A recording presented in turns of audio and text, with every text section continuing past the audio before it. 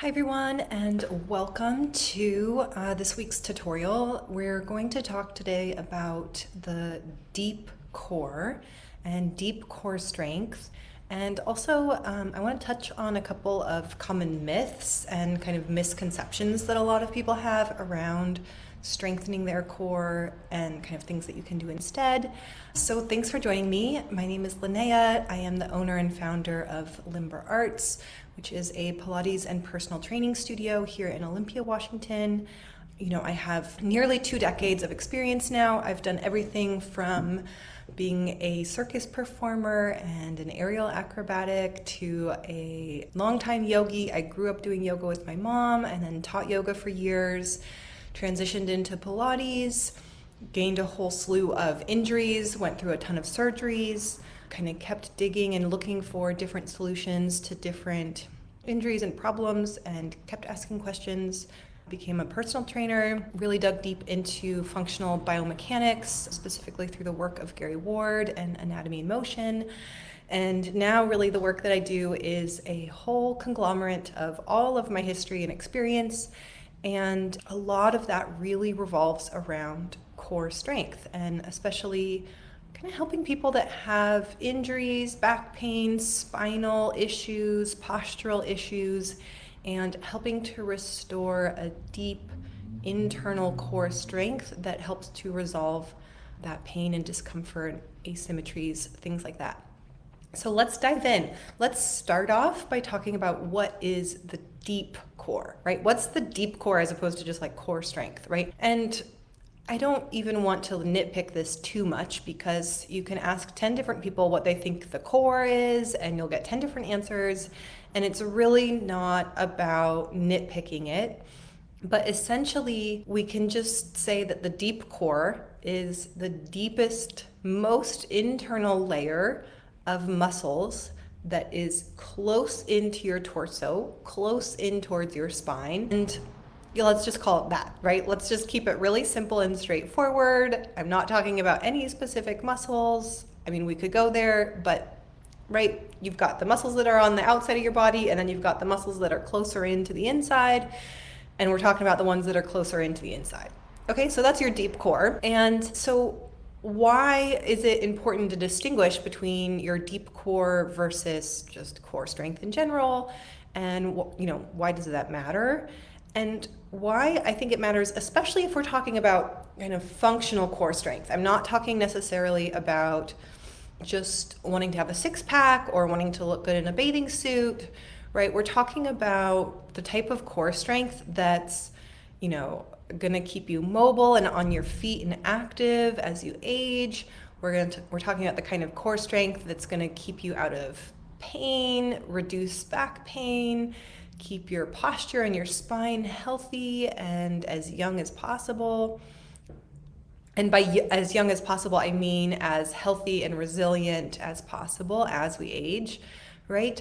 So we're really talking about functional core strength here.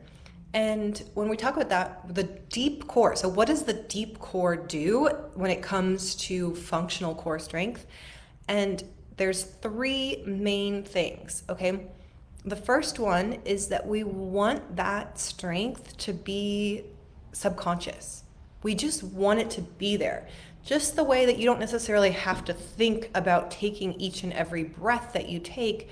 If you go to pick up something heavy, you want your deep core muscles to just naturally, subconsciously kick on and be there to help support your body. And that doesn't actually always happen for some people, right? Ideally, in a healthy, happy body, that happens. But if we've had injury, if we've had trauma, different things, it might be physical, it might be emotional, it could be a lot of different things, then the wires can get crossed and imbalances can kind of get stuck in place, okay? So we want that pathway to be subconscious. We want it to be reflexive, okay? We want it to, and it's kind of the same thing, subconscious, reflexive, right? They're kind of similar. But the reflex part of it is that we want it to be well-timed and well-coordinated, right? So if this thing happens before this other thing happens, then that's going to be really different than if it happened like the other way around. So there's like a coordination, a synchronicity, a timing thing that we want to have happen here. Okay.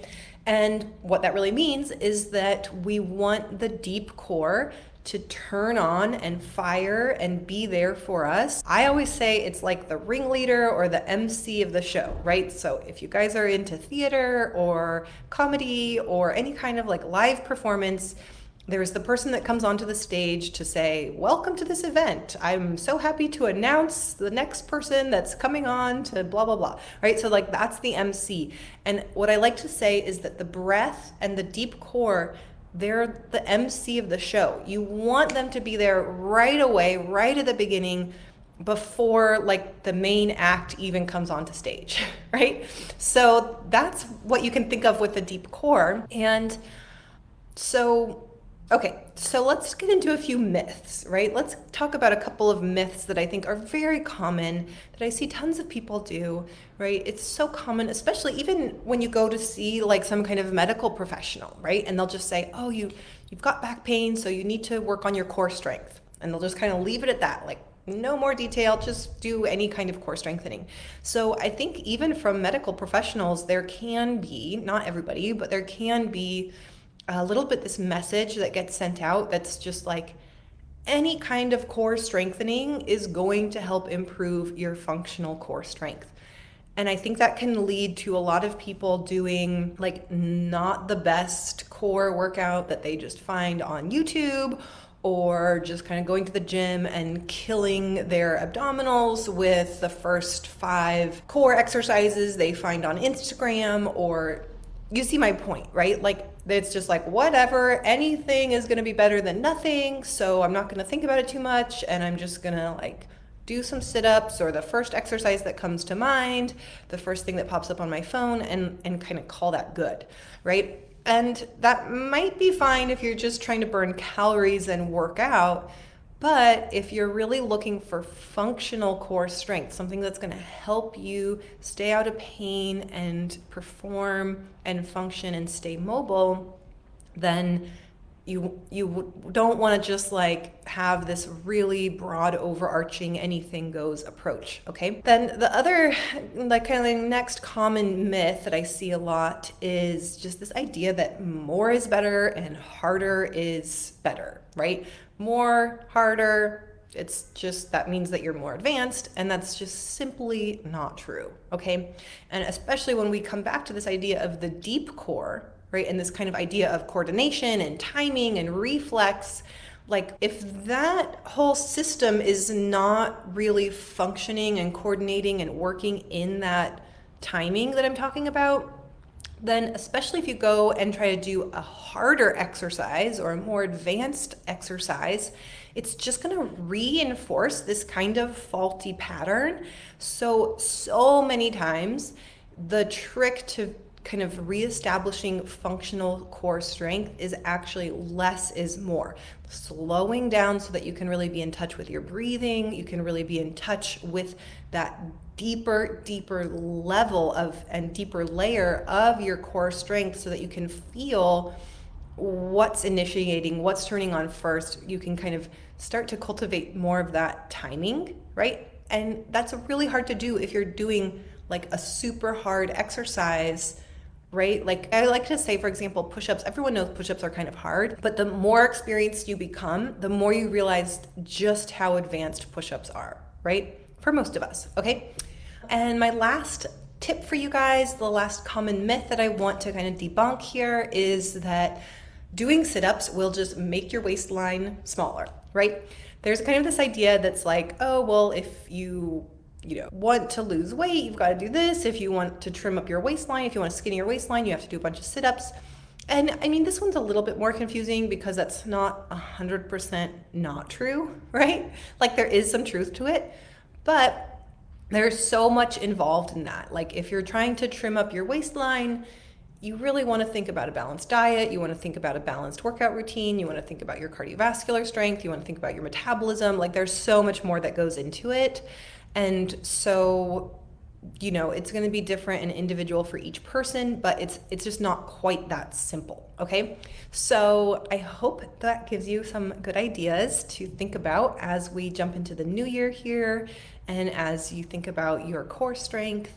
And let me know if this resonates. I might do like a part 2 where I actually show you guys some of the exercises that I know and love related to this. So definitely comment below if you are interested in seeing some of the exercises and principles in action that I'm talking about here today. And thanks for watching. I will see you guys next time. Bye for now.